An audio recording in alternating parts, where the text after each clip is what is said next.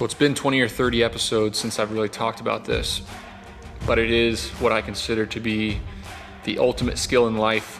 It is, well, if I could teach my kids, I have 2 boys, if I could teach those boys one thing and I could pass on one skill set that I think would set them up for success in this world, and what I consider to be the number one attribute to my success and where I am in life, as always, it's sales.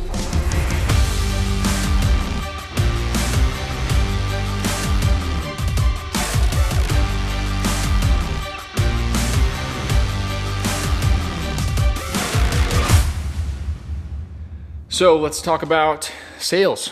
I think some people have this mindset on sales. They think about Grant Cardone, they think about a used car salesman, they think about all these things, all these negative connotations around the word sales and what it means.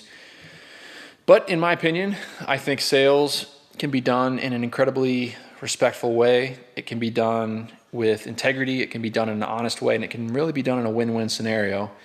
And if you can get good at sales, you have the entire world at your fingertips. And everybody thinks sales, oh, I don't really want to be in sales. I mean, if you talk to somebody who is entering the workforce or is in the workforce, they might say, I hate sales. I don't like selling things. It's uncomfortable. And I have unfortunate news for those people. And I have news for you that if you take this to heart, you're going to do a lot better in life, is that everything is sales. Every part of life is sales. When you're buying, you're selling. When you are interacting with your spouse, you're selling. When you are interacting with friends, you're selling. And this, you might take this the wrong way. And I don't mean to say, oh, you should be pushy salesman in every aspect of life, but no. To create a win-win environment, to create an environment where you are happy, where someone else is happy, to make yourself heard, to have a point of view, to have any control over your situation, you have to sell other people. Because people only do things if it's what they want to do. So you have to make them want to do the same thing that you want them to do, which is sales. You might want to pick a restaurant that your spouse doesn't want to go to. It's going to be sales to make that happen. You might want to get Saturday morning off to go play golf. It's sales to make that happen. You might be wanting to buy a house, and it's actually sales to make that happen. You might be wanting to buy a self-storage facility, which I'm doing right now, and it's sales to do every single aspect of the deal. And I'm going to take you through what it is so that you can get a feel for what I mean. Step 1 to growing a business is hiring an employee. You have to sell that employee on working for you.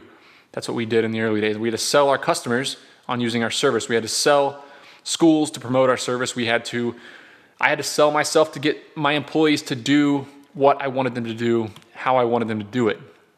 It was all sales. Every single thing about it was sales. I had to sell my partner on trusting me to be the right partner, to trust me, to feel good about the money that I was making. I had to sell my wife on trusting that this little sweaty startup that wasn't making any money had potential 10 years from now to do what it has done for us and our family.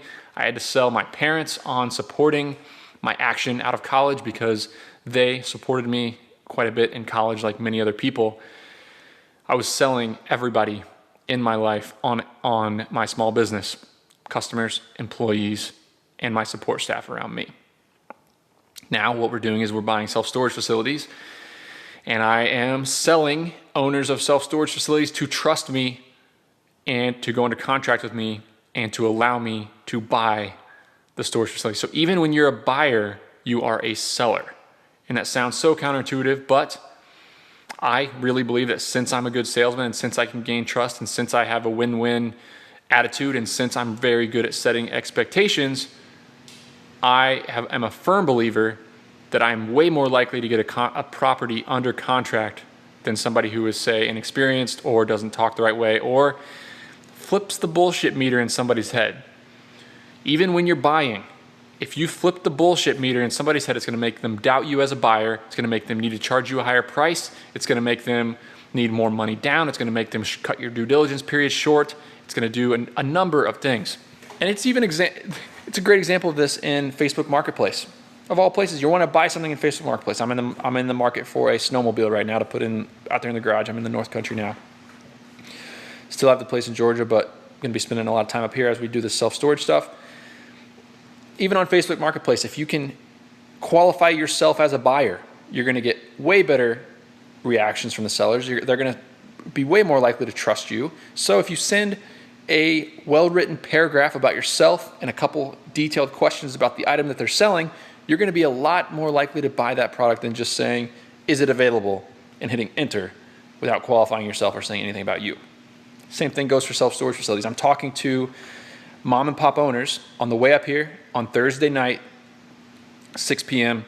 An owner that I had been talking to for about 3 weeks called me.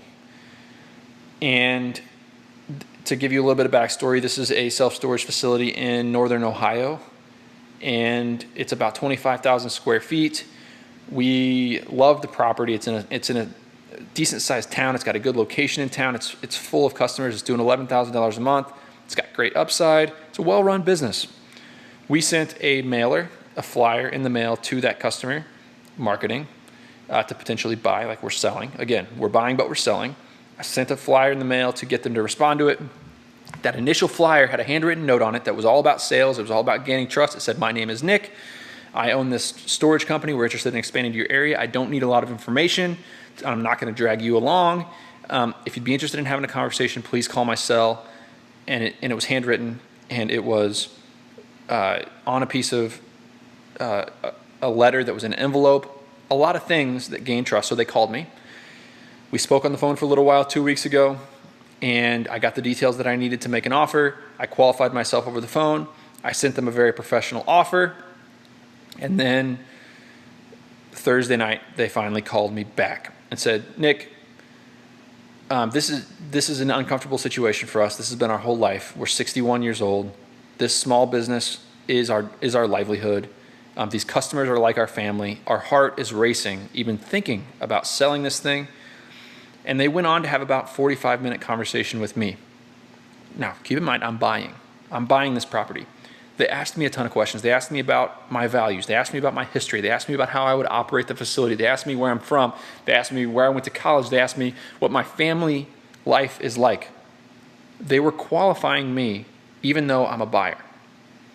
Again, I had to sell myself even though I'm a buyer. They're not going to sell this thing to just anybody. They're not going to trust anybody with this, just anybody with this process. At the end of the conversation, I asked them a lot of questions about them. I made them feel like I was legit. I was selling them and trying to get them to accept my offer. At the end of the conversation, they said, you know what, Nick? We like you. We think you're going to do a good job with our business. We're going to sign this offer that you made. We're ready to go into contract. We're ready to sell our property to you. Huge win for me. Huge win. And in order to buy, I was selling. Guys, every part of life is sales, getting people to like you, getting people to want to do business with you, getting people to work for you, getting people to be in a relationship with you. It's all sales, and sales isn't sleazy. Sales is a win-win scenario. It has to be a win-win scenario. If you're a friend that's dragging people down and mooching and doesn't bring anything to the table, you're not going to get a lot of friends, right? You have to sell yourself. You have to bring something to the table. You have to add value. On a lot of these calls with self-storage facility owners, I say, look, I'm probably not the right buyer for you, but let me tell you what I know about the industry and what I think might help you. And I say, look, you're not in a market where the REITs are going to buy. You need to raise your rents up. Your occupancy is too high. You need to raise your rents, and you need to build a little bit more storage. If you can do those three things, or if you can do those two things, raise your rents and build more storage, your property's gonna be worth a lot more. It's gonna be worth more, closer to what you think it's worth, and you're gonna find a good buyer at a price that you like. But right now, I think I'm one of the strongest buyers, and I think this price is probably more realistic, but I know it's not where you want to be, and that's fine. Again, do those things and call me back, and you end up getting in those discussions. And I've actually got a piece of property under contract very recently where the first call went like that. It was, yeah, I need $4 million for this facility. And I said, your property's only 40,000 square feet. It is brand new. It is in a good market. There's a lot of things I like about it, but let me tell you, so I'm probably not a buyer. I'm probably not the strongest buyer. Let me tell you what I would do. I would raise the rents up. If you're not on a management software, I really like Easy Storage Solutions. I would do some marketing. I would get your occupancy back down. You're too heavily occupied. And listen, the REITs buy these storage facilities. They really like properties that are over 50,000 square feet. So, it's probably worth about 60 bucks a foot right now to the strongest buyer.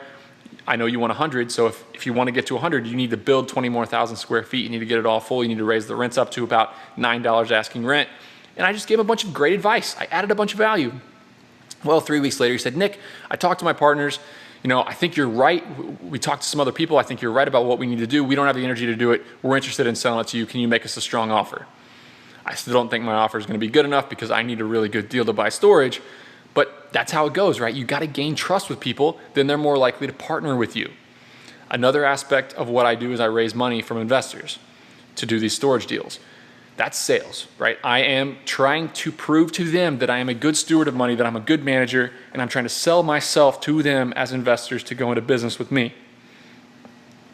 Every part of what I do is sales, guys. Every single part. So if you don't like sales, and you got this mindset of, I don't like confrontation, I don't like to sell myself, I don't like the fear of rejection, you're not going to be successful. You have to be comfortable getting rejected. You have to have thick skin, and you have to be confident selling yourself in a way that manages expectations too. Expectations is a huge part of this. If you start off the call with an investor right off the bat and say, hey, I can make you $1 million, I can get you a 25% return on your money, blah, blah, blah, blah, blah. Not only is it going to flip the bullshit meter in their head, but you're never going to be able to live up to those expectations, and you're going to be stressed out. But if at the beginning of every call you say, look, this is not a big sexy deal. We're not going to do 20% a year IRR. We're not going to blow projections out. This will not be the highest earning project you ever do. But if you're looking for relatively low risk, long-term investment with a decent risk-adjusted return and a good operator, let's continue talking. But let's talk about the worst case scenario. There could be a really good chance that we cruise along at 5% returns. We're stuck together for 10 years. This property goes down in value a little bit, and we got to weather a little bit of a down economy. There are a ton of things that could happen. Tell me how you feel about those things. And then they start selling themselves. You can really reverse the psychology so that people can feel better about what you're doing. They can trust you. They can understand that you're not just going to sell them and tell them what they want to hear. People don't want to just be told what they want to hear all the time. I like it when people say, hey, I might not be the best person for this job. Here's what I think you should do. Here's what I would charge you. Here's why it's a fair price. But if you want something cheaper, give somebody else a call. A lot of times I'm going to call them right back and say, you know what, you're right. I want to do business with you because I trust you. So if you have somebody else's best interests in mind and you're wanting to make a win-win scenario where everybody can benefit and you're not afraid to put yourself out there and sell, you're going to do really, really well in life. But I'm going to tell you right now, shift your mindset and realize that every single aspect of life is sales. From the time you wake up in the morning to the time you go to bed, you are selling yourself, you're selling your ideas, you're selling your business, you're selling the way that you want the world to be in 5 years. You're selling that vision, and you are selling people on getting on the ship and going with you and making that happen. So do it, embrace it. Embrace sales, love the rejection, love the game, love the wins. And have a positive attitude. Just put yourself out there. Get uncomfortable. Have a great time.